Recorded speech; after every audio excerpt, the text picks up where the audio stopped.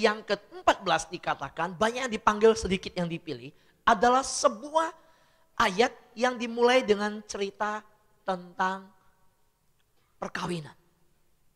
Saudara, Yesus memberikan perumpamaan tentang kerajaan surga. Tidak ada seorang pun yang mengerti tentang prinsip-prinsip nilai-nilai kerajaan surga, kecuali mengertinya lewat pengajaran Yesus.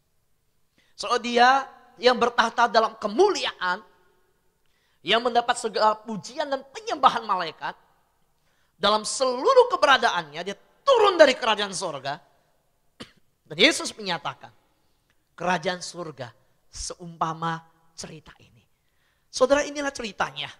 Dikatakan bahwa ada seorang raja mengadakan perjamuan kawin untuk anaknya. Saudara, undangan sudah dicetak, disebar. Lalu pada hari H, pada hari yang sudah ditetapkan, dimasaklah lembu jantan, disembeli ternak peliharaan, dan dimintalah hamba-hambanya untuk pergi mencari undangan-undangan, mengingatkan kembali dan mengajak mereka masuk. Tetapi apa yang terjadi? Bukan hanya mereka terlambat masuk, bukan hanya mereka terlambat datang, tetapi ada yang berkata, aku terlalu sibuk di ladang. Ada yang berkata, aku tidak bisa datang karena aku harus mengurus usahaku. Dan ada yang berkata, saya tidak punya waktu untuk datang. Wow, saudara yang terkasih dalam Tuhan, ini persis seperti zaman sekarang yang kita lihat 7 hari Tuhan berikan. Senin sampai Sabtu silakan mencari harta, silakan kunjungan, silakan lakukan pekerjaan, apapun boleh dilakukan. Ingat, Tuhan memberikan 7 hari dan 1 hari Tuhan minta kita beristirahat di hadiratnya, menanti-nantikan Tuhan akan mendapatkan kekuatan baru seumpama burung rajawali yang terbang naik tinggi. Amin, saudara. Dan saudara, kalau Tuhan berkata hari Senin sampai Sabtu engkau harus di hadiratku, engkau harus menyembah aku, engkau harus beribadah, lalu Minggu baru boleh bekerja, maaf kata itu Tuhan yang cari gara-gara, keterlaluan rasanya. Tetapi ini Tuhan berkata Senin sampai Sabtu, silakan engkau kerja, silakan engkau berusaha, silakan lakukan apapun. Silakan engkau pergi ke mall, serahkan KTP untuk Pak Ahok. KTP gue untuk Ahok. Tetapi Tuhan berkata hari Minggu cari aku. Dan itu pun cuma 2 jam. Dan tetap anak Tuhan gak mau datang kepada undangan Tuhan ini. Siapa yang kebangetan, saudara? Halo? Coba nanya kanan kirinya. Udah 6 hari dikasih Tuhan. Hari Minggu disuruh datang ke gereja 2 jam. Itu pun gak mau datang. Lu jangan kebangetan lu. Amin. Saudara, berapa banyak anak-anak Tuhan tidak menyadari bahwa perumpamaan Yesus ini berbicara kepada setiap kita sampai pada hari ini. Saudara, perumpamaan ini waktu disampaikan, Yesus menyatakan bagaimana kita harus menghindarkan kesalahan ini. Dan saudara, di ayat yang ke-6 pasal 22 dikatakan, dan ketika dia mengutus hambanya, bahkan dia mengirim undangan sekali lagi untuk meminta datang, hambanya itu dibunuh. Saudara, raja ini marah sekali. Bukan hanya mereka tidak datang, tetapi mereka meremehkan hadirat raja itu. Mereka meremehkan undangan itu. Saudara, berapa banyak anak Tuhan berkata, saya masih punya waktu lagi untuk ke gereja. Saya masih punya hidup, saya punya kesempatan lagi. Maaf kata, kemarin di Taman Semanan KFC ada orang lomba makan KFC. Tahu bacanya Kentucky. Keselak mati. Saudaraku yang terkasih dalam Tuhan, ketika raja itu murka, dia mulai menyatakan bahwa silakan pergi ke jalan-jalan, ke pinggir jalan, kepada mereka yang miskin, kepada mereka di dalam persimpangan, mereka yang tidak ada rumah, siapapun mereka, undang mereka masuk. So, waktu saya baca ini hati saya gentar. So, hari ini maaf saya harus menyatakan sebuah khotbah yang sangat keras dan tegas untuk kita mengerti. Karena bagian ini ketika Yesus sampaikan membuat kaum Farisi, Saduki dan ahli Taurat menyerang Yesus makin gencar. Lalu disitulah puncak di mana Yesus makin dibenci setelah perumpamaan ini. So Yesus menyatakan bahwa hai bangsa Israel, Kamu bangga bahwa diri kamu pasti dipilih. Oh, engkau merasa engkau orang pilihan.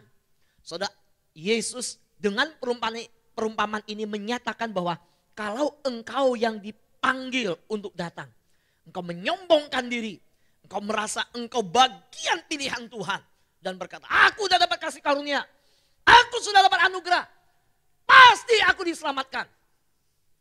Lihat bagian ini. Saya tahu Yesus berbicara kepada siapa yang undangan pertama itu? Itu orang Israel. Mereka menolak. Saudara, hari ini saya gentar mengapa? Kalau bangsa Israel waktu itu menyambut keselamatan yang daripada Tuhan, mungkin kita nggak dapat undangan untuk masuk lagi. Saudara, perumpamaan ini mengatakan bahwa setelah itu diundanglah yang di pinggir jalan, yang di luar daripada undangan yang pertama yang tidak mau datang. Itu kita, saudara. So ingat pokok anggur itu ada cara yang tidak berbuah, dipotong, dibuang, lalu dicangkokkan. Kita ini Israel yang dicangkokkan. Kita Israel rohani. Amin. Mari kita berpikir, kalau Israel yang asli saja menyombongkan diri atas pilihan Tuhan, pasti selamat. Kami kaum pilihan. Itu pun dipotong Tuhan, dibuang. Karena apa? Tidak mau menerima undangan itu. Sombong. Apalagi kita datangnya telat. Dengar khotbah tidur, main HP. So tahu ayatnya yang berkata apa? Ini, yuk. Untuk yang main HP, ngantuk, datang telat, buang sampah lagi di gereja. Udah Ahok bersihin Jakarta, kita buang sampah lagi. Saya baru tahu sampah di luar udah bersih, masuknya kemana? Di luar bersih, sampah ternyata masuknya ke dalam gereja. Baru dari klip tadi saya lihat. Kalau begitu bangkunya jangan kasih kantong. Dia taruh lagi di bawah nanti. Ya, oke, mari kita lihat satu ayat. Ayat yang ke-11. Saudara, ayat ini sangat keras diucapkan oleh Yesus. Ayat 11. Lalu 12 saya baca ayat 11. Ketika raja itu masuk untuk bertemu dengan tamu-tamu itu, ia melihat seorang yang tidak berpakaian pesta. Ia berkata kepadanya, "Hai saudara, bagaimana engkau masuk kemari dengan tidak mengenakan pakaian pesta?" Tetapi orang itu diam saja. Jadi saudara, setelah yang undangan pertama tidak mau datang, saya sibuk, saya ngurus ini, ngurus itu. So, jangan berpikir bahwa kita sudah menjadi orang Kristen, lalu kita pasti selamat. Kita tidak pernah punya komitmen yang sungguh-sungguh untuk mengiring Tuhan. Saya sibuk. Udahlah, saya sudah terdaftar jadi anggota. Sudah punya ID card-nya. Lalu datang ke gereja, cuma Natal sama Paskah. Nanti Paskah ramai itu gereja. Lalu kita berkata, saya sudah punya hak untuk masuk surga. Saudara lihat, undangan yang pertama ditolak semua. Lalu diberikan undangan kepada yang lain. Kepada yang lain masuklah mereka. Lalu ada satu yang tidak berpakaian pesta. Jadi saudara, dalam tradisi Yahudi, lebih hebat dibanding kita. Kita zaman sekarang ada namanya dress code. Betul kan ya? Nah, itu ada namanya pakaian pesta. Ada. Nah, orang ini berpakaian, bukan tidak berpakaian. Tetapi di dalam bahasa Inggris dan bahasa aslinya itu berbicara tidak mengenakan pakaian pesta, itu tidak mengenakan dress code-nya itu. Saudara tahu apa yang terjadi? Tuhan berkata di ayat yang ke-13, perhatikan. Lalu kata raja itu kepada hamba-hambanya, ikatlah kaki dan tangannya dan campakkanlah orang itu ke dalam kegelapan yang paling gelap. Di sanalah terdapat ratak dan kertak gigi. Yuk kita baca ini sama-sama. 1, 2, 3. Lalu kata raja itu kepada hamba-hambanya, ikatlah kaki dan tangannya. Dan campakkanlah orang itu ke dalam kegelapan yang paling gelap. Di sanalah akan terdapat ratap dan kertak gigi. Saudara sudah masuk ke dalam pesta. Berbeda dengan yang pertama. Yang pertama menolak undangan, menolak invitation itu, menolak untuk datang karena segala kesibukan. Saya masih sibuk, saya tidak sempat, saya tidak bisa. Ya nantilah saya bisa. Mereka tidak mendapat kesempatan lagi. Lalu yang barisan kedua, orang kedua, diundang, mereka masuk. Dan sudah di dalam pesta itu udah masuk. Raja mulai datang. Saya tahu di akhir zaman akan dipisahkan antara ilalang dan gandum. Amin. Yang menerima dan yang diterima itu hanya satu jenis, yaitu gandum. Di akhir zaman akan dipisahkan antara kambing dan domba. Yang masuk ke dalam pesta dan benar-benar menikmati dan tidak diusir, dicampakkan keluar adalah yang domba, bukan kambing. Kambing dan domba suaranya beda. Saudara yang terkasih dalam Tuhan, maka saudara lihat apa yang terjadi.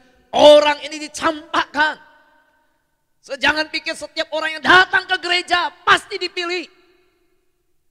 Saudara jangan berpikir setiap orang yang datang ke pesta itu pasti dipilih. Tuhan berkata di ayat 14, sebab banyak yang dipanggil tetapi sedikit yang dipilih. Yuk, colek kanan kirinya. Colek yang sebelah, yang kalau istrinya colek ini ya. Yang laki jangan colek perempuan kalau itu bukan istrinya. Kalau sebelah istri orang jangan colek ya. Bahaya ya. Oke, kasih tahu. Ayo kasih tahu. Saya lakukan ini supaya saudara tetap fokus juga dan saudara tidak jadi ngantuk. Betul ya. Karena tadi ada yang ngantuk kan videonya. Oke, kasih tahu. Biar kita jadi yang dipilih, bukan yang dipanggil. Amin. Kita adalah orang yang dipilih, bukan hanya dipanggil. Yuk sama-sama bilang, saya orang yang dipilih, bukan hanya dipanggil. Yang kedua, saya tidak mau menjadi yang dipanggil saja. Saya mau yang terpilih oleh Tuhan. Amin. Berikan kemuliaan bagi Tuhan kita. Nah saudara, bagaimanakah sikap hidup orang yang terpilih itu?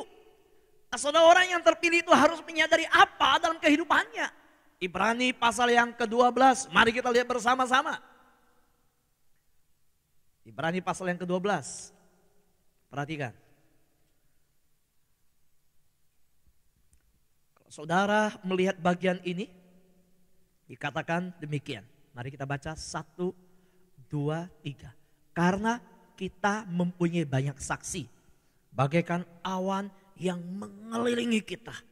Marilah kita menanggalkan semua beban dan dosa yang begitu merintangi kita dan berlomba dengan tekun dalam perlombaan yang diwajibkan bagi kita.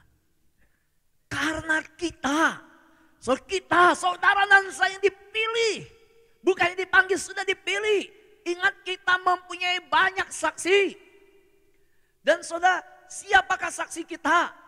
Karena mereka berdiri memandang dengan serunya. Mereka menanti kita mencapai garis akhir. Saudara, karena kita. Mengapa karena kita? Siapa mereka? Saudara, saksi-saksi itu adalah pasal 11. Mari kita lihat siapa saksinya. Yuk, pasal 11 saya bacakan untuk kita. Perhatikan. Karena iman maka Abraham. Karena iman maka Ishak. Karena iman maka Yakub. Karena iman maka Yusuf, karena iman maka Musa, karena iman maka siapa lagi? Daniel dan yang lain. Saudara, di dalam Ibrani pasal 11 judulnya adalah saksi-saksi iman.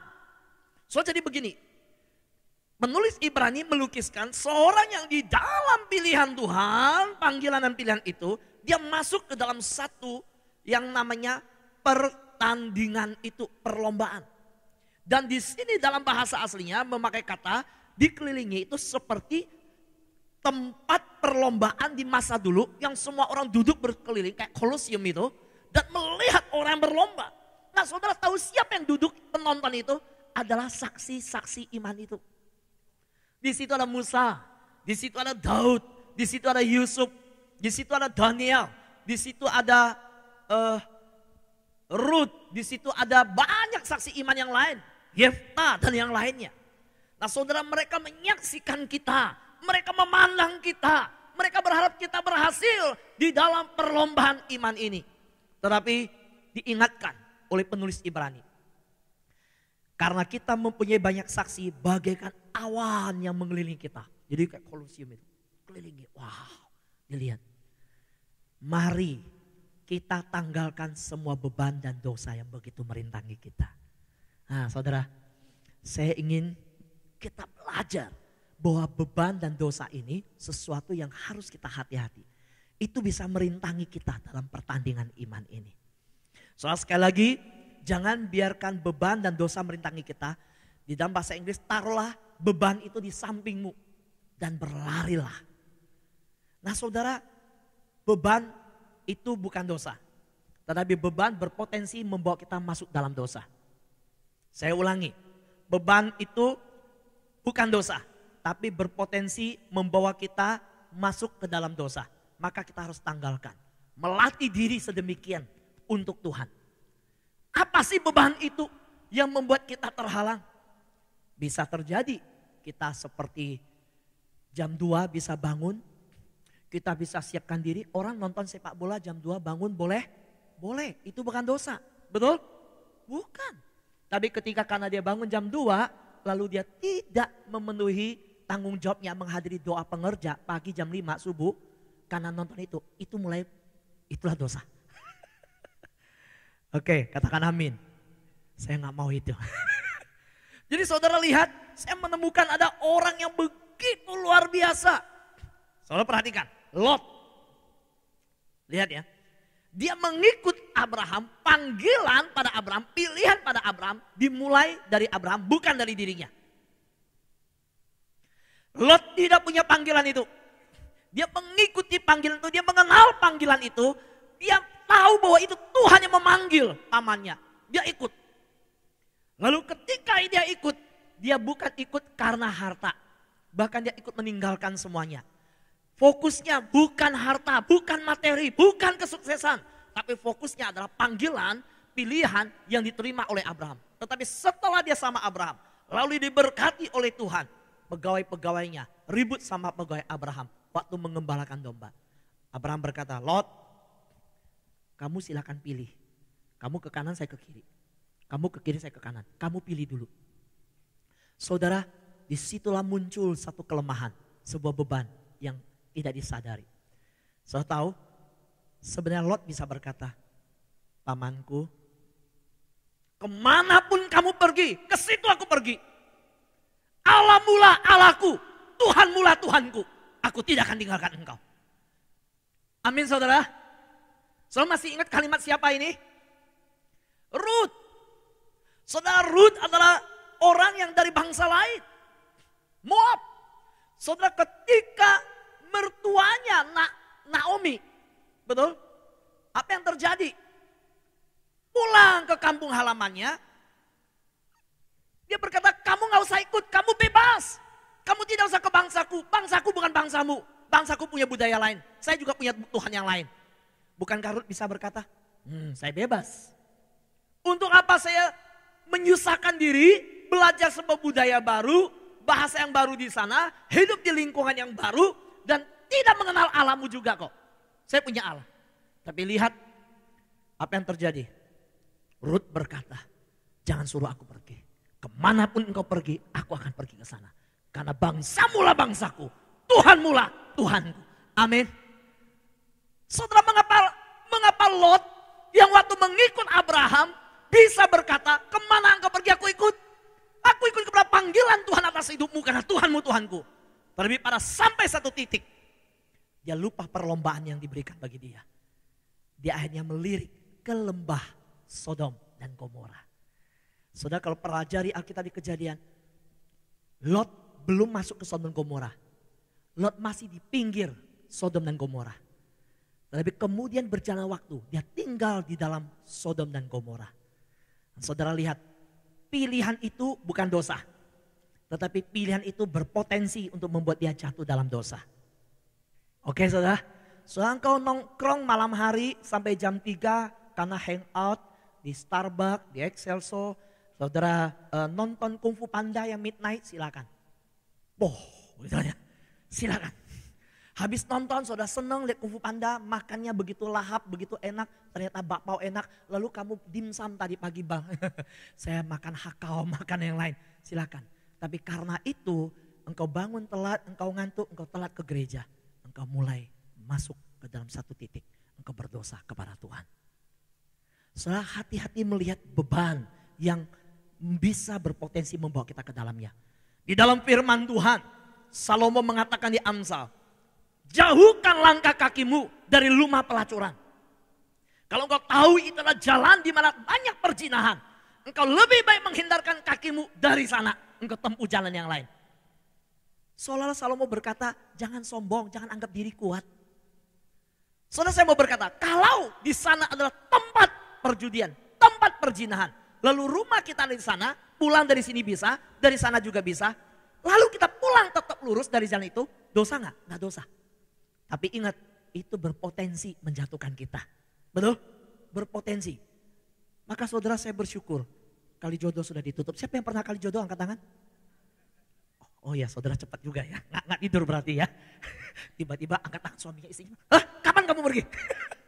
Pulang susah saya. Nah saudara lihat, apa yang terjadi? Di dalam Ibrani dikatakan tanggalkan beban dan dosa.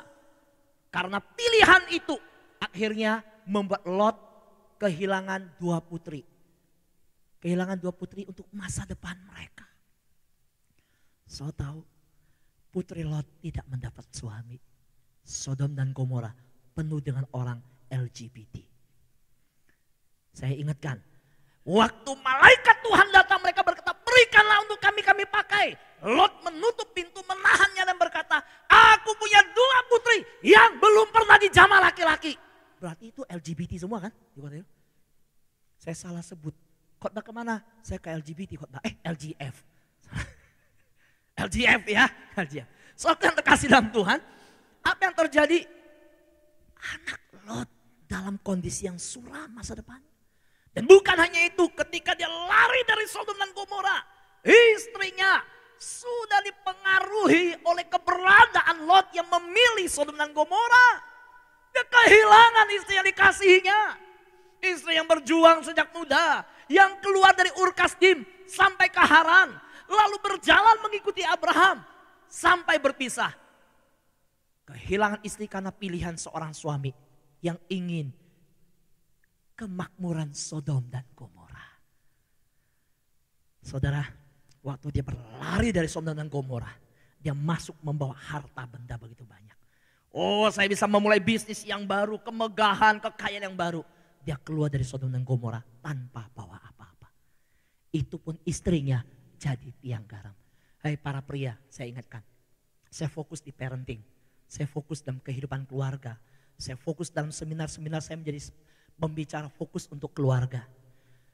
Ingat para pria, keputusan kita sebagai kepala rumah tangga itu besar dampaknya untuk anak dan istri kita. Para istri bilang amin. Para ibu-ibu, amin. Suamimu engkau harus jaga dan doakan senantiasa. Pengaruhnya besar saudara. Saudaraku yang terkasih dalam Tuhan, inilah yang dikatakan dalam Ibrani. Tanggalkan segala beban dan dosa di dalam perlombaan itu. Dan Lot gagal dalam perlombaan itu.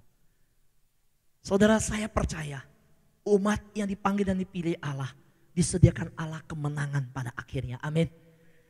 Tetapi Tuhan rindukan kita yang ingin meraih kemenangan itu. Bersungguh-sungguh kepada Tuhan. Jangan main-main dengan Tuhan. Oke? Jangan main-main. Ini hadirat Tuhan.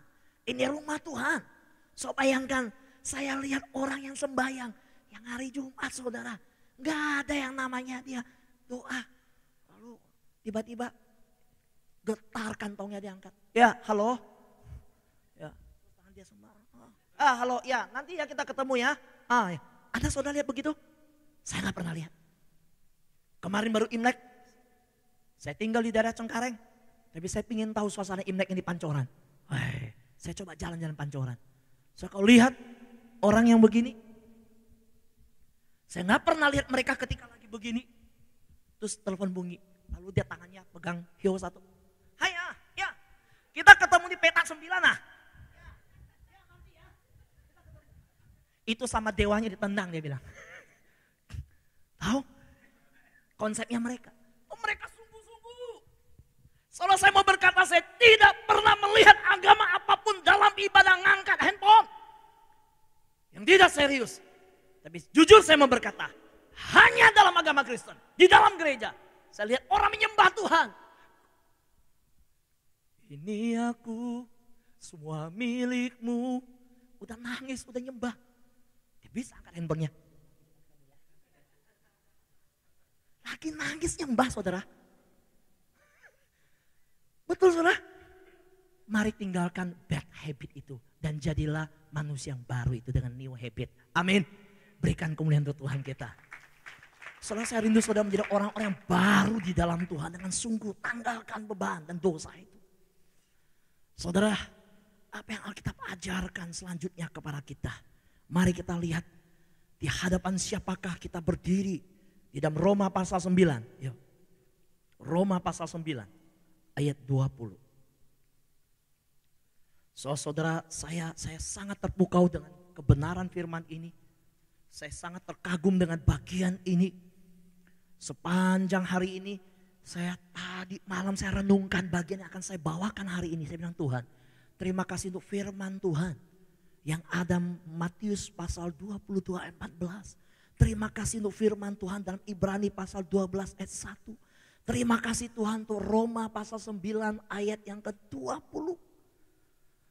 Saya bilang saya tidak tahu maksud Tuhan untuk jemaat LGF community ini. Tapi saya tahu satu hal, pasti maksud Tuhan itu adalah rancangan yang penuh damai dan sejahtera. Amin. Dia mau bawa kita ke sana. Dia tidak mau membawa kita mengalami kekeringan rohani. Tuhan mau menyatakan bahwa dia hadir di rumah Allah di tempat ini. Dan Tuhan rindu kita yang sudah punya komitmen kepada Tuhan.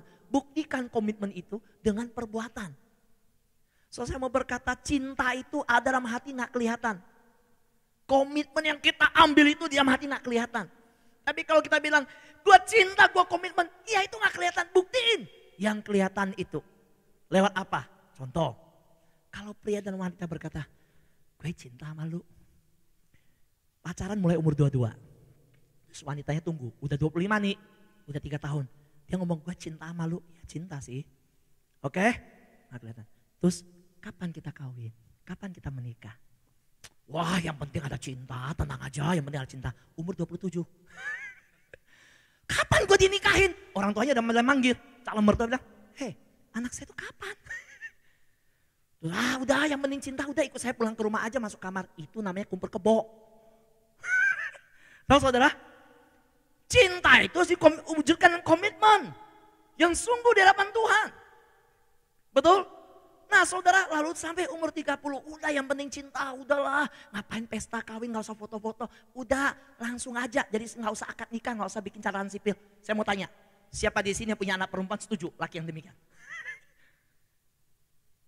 Sini kamu, kita asah parang di rumah. Gak ada saudara.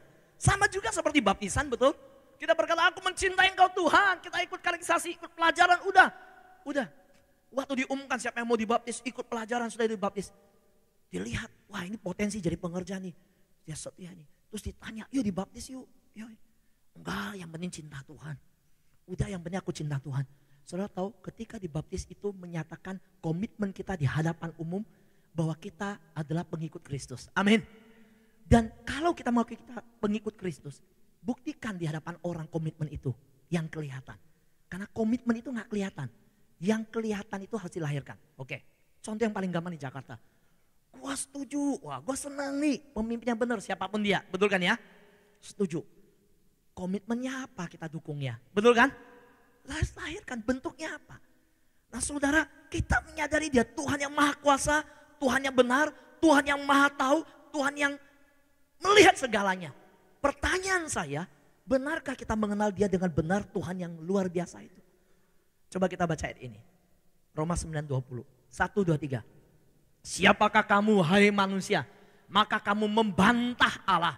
Dapatkah yang dibentuk berkata kepada yang membentuknya, mengapakah engkau membentuk aku demikian? Ayat 21. Dikatakan demikian ayat 21. Apakah tukang periuk tidak mempunyai hak atas tanah liatnya untuk membuat dari gumpalan yang sama suatu benda untuk dipakai guna tujuan yang mulia dan suatu benda lain untuk dipakai guna tujuan yang biasa. Saudara mari lihat, dia yang memiliki hidup kita. Dia adalah Tuhan kita, master kita. Kalau dia mau membuat kita menjadi masterpiece-nya dia, itu adalah anugerah Tuhan. Saudara yang punya kondangan, yang punya pesta, pada saat akhir zaman, kita akan masuk ke dalam pernikahan pesta anak domba Allah. Amin. Kita adalah mempelai Kristus. Namun ingat saudara, yang memiliki pesta itu adalah dia. bukan kita. Dia yang berkuasa, dia yang punya hak. Jadi kalau kita dipanggil dan dipilih, itu anugerah. Kita harus bersyukur. Kalau kita dimasukkan ke dalam perlombaan dan kita dilihat oleh setiap mata yang sudah mengakhiri hidup dengan kemenangan, biarlah kita sungguh-sungguh dalam lomba itu. Nah, saya mau berkata banyak orang diberikan anugerah Tuhan. Tapi mereka bermain-main dengan anugerah Tuhan dan tidak sungguh-sungguh dengan anugerah Tuhan. Dan orang yang bermain-main dengan anugerah Tuhan dan tidak sungguh-sungguh dengan Tuhan, itu ditolak oleh Tuhan. So banyak orang ke gereja, tapi mereka in the cost di gereja. Tahu in the cost di gereja?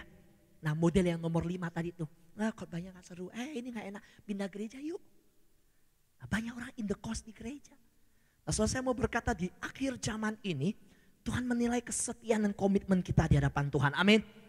Nah saudara, ketika kita membaca itu, kita melihat Tuhan menyatakan posisinya, saya ini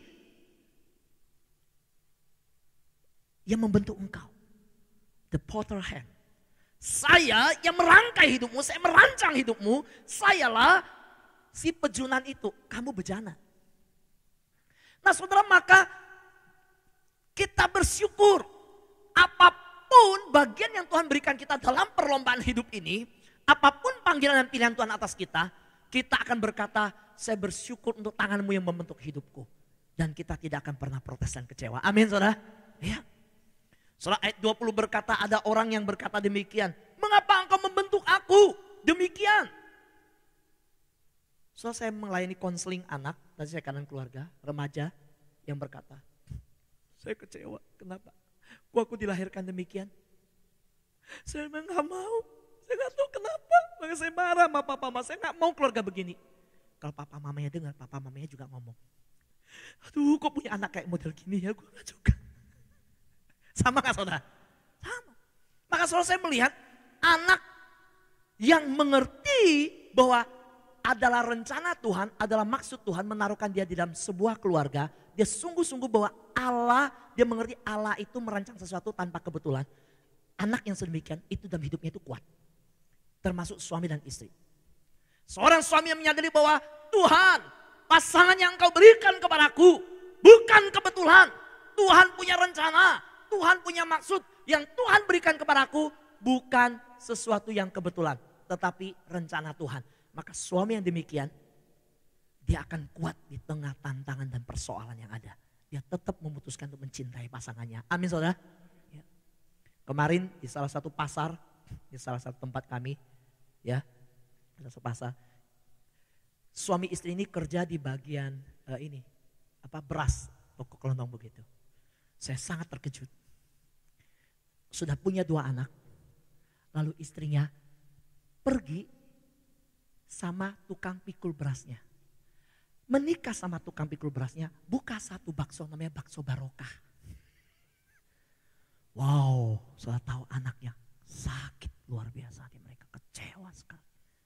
Terus saya tanya, kenapa dia meninggalkan suaminya? Jawabannya cuma begini, ya habis udah gak bisa sih. Wow, padahal di hadapan Tuhan janji nikah adalah baik dalam suka dan duka, sehat dan sakit, betul? Sampai maut memisahkan. Soalnya para istri saya juga mau ingat ketika dalam suka dan duka, kapankah seorang pria butuh penolong? Wanita itu di Alkitab disebutkan oleh Tuhan adalah penolong, bukan yang merongrong. Dan kalau penolong, justru penolong itu muncul menjadi penolong pada saat memang ada kebutuhan untuk ditolong. Dan kapankah? Pada saat suamimu lemah. Bisa lemah jasmani, bisa lemah rohani. Maka wanita harus kuat. Amin saudara. Ya. Saudara, maka ketika suami yang mengalami sakit itu, ada keluarga yang suaminya sakit stroke. Bukannya dia rawat suaminya, bukan dia tunjukkan dan memberikan pengajaran nilai luhur kepada anak-anak, bahwa apa yang diberikan Tuhan hanya bisa dipisahkan maut, dan hidupnya dinilai oleh anak-anak. Dia sedang membangun sebuah sejarah pengajaran itu, pembinaan kepada anak. Setelah kesulitan itu adalah kesempatan mengajar hidup kita kepada anak-anak. Bagaimana kita menjalaninya, anak-anak mencontoh. Betul? Ini istri, ini kasus yang kedua. Stroke, baru 3 bulan. Bye-bye. ditinggalkan suaminya? Waduh, para pria yang belum menikah ingat, lihat keturunan keluarga kita. Kalau di atasnya ada yang stroke, kamu harus cari wanita yang kamu tanya dia dulu sebelum menikah. Kalau gua stroke, lu tidak tinggalkan gua ya. Tapi saya percaya dalam nama Yesus gak ada yang seperti itu. Amin saudara. Nah, jangan sampai saudara janji suka dan duka hanya mau enak mau indah tapi tidak mengerti. Nah lihat ketika Allah membentuk hidup kita, ketika dia menciptakan kita, dia membentuk kita dalam rencananya yang mulia. Tetapi kita berkata siapakah engkau? Mengapa engkau memperlakukan aku demikian? Aku tidak mengenal siapa engkau. Saya ingin menutup ini dengan satu hal. Yang pertama saudara harus ingat. Bagaimanakah sikap hidup kita di hadapan pencipta kita. Saudara Tuhan hadir di tempat ini. Amin. Saya mau ulangi. Ini adalah rumah Tuhan. Amin. Dan Tuhan ada di tempat ini. Amin. Pada waktu kita menyembah Tuhan, memuji Tuhan, kita tahu Tuhan benar-benar hadir dan ada bersama kita. Kita rasakan kehadirannya. Amin. Ya. Kalau demikian, mari dengan sikap hidup kita. Sebagai umat yang dipanggil dan dipilih. Ingat sedikit yang dipilih, banyak yang dipanggil. Dan yang kedua, sebagai umat yang diwajibkan masuk dalam perlombaan. Bagaimana sikap hidup kita di hadapan pemilik perlombaan dan pesta itu. Yang pertama, jangan pernah menyangkal akan Tuhan kita. Jangan sangkal Tuhan. Jangan menyangkal saudara. Di dalam bagian firman Tuhan di Yesaya, mari kita lihat bersama-sama. Ayat 64, pasal 64 ayat 8. Yesaya pasal 64 ayat 8. Kita baca bersama-sama. Kita proklamirkan iman kita. Kita nyatakan iman kita. 1, 2, 3. Tetapi sekarang ya Tuhan, Engkaulah Bapa kami. Kamilah tanah liat dan Engkaulah yang membentuk kami. Dan kami sekalian adalah buatan tangan-Mu. Haleluya. Amin saudara. Yuk mari dengan suara lebih keras lagi. Kita baca ayat ini sebagai pengakuan iman kita. Dengan penuh kerendahan hati kita berkata. 1, 2, 3. Tetapi sekarang ya Tuhan, Engkaulah Bapa kami. Kamilah tanah liat dan Engkaulah yang membentuk kami. Dan kami sekalian adalah buatan tangan-Mu. Berikan kemuliaan untuk Tuhan kita. Haleluya saudara. Yang kedua, kalau Dia adalah pencipta pembentuk, Dia adalah Bapa kita. Apa yang harus kita lakukan? Pertama, jangan menyangkal. Kedua, jangan berbantahan dengan Tuhan. Amin.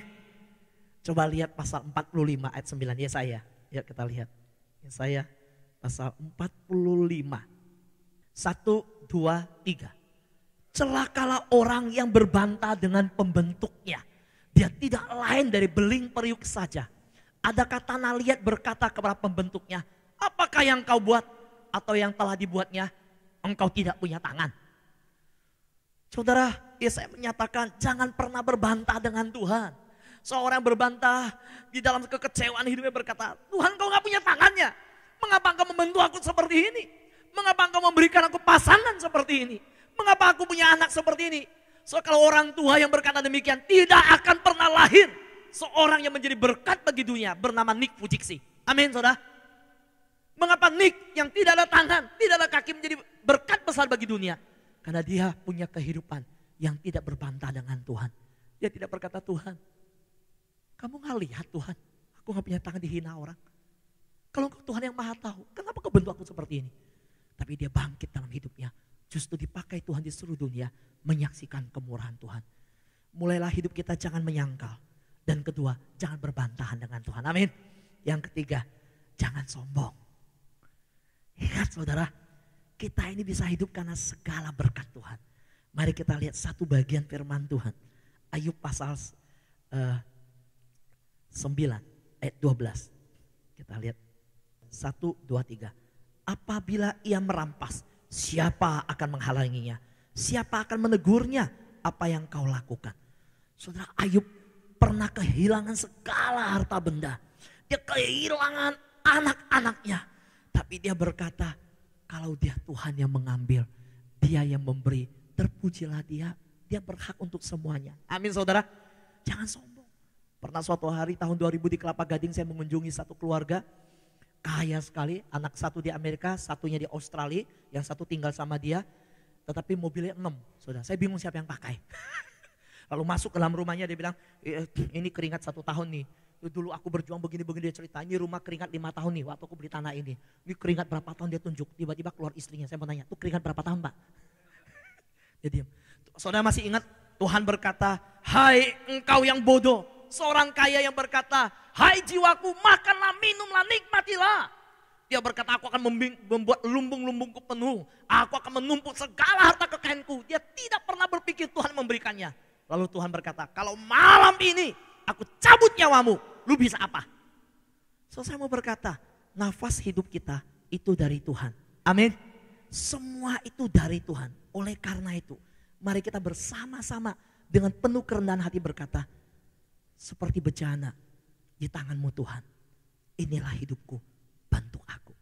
Karena saya rindu sampai pada akhirnya kita mendapatkan pengakuan Tuhan. Seperti Tuhan yang berkata kepada Ayub di pasal 1 ayat 22, saya bacakan.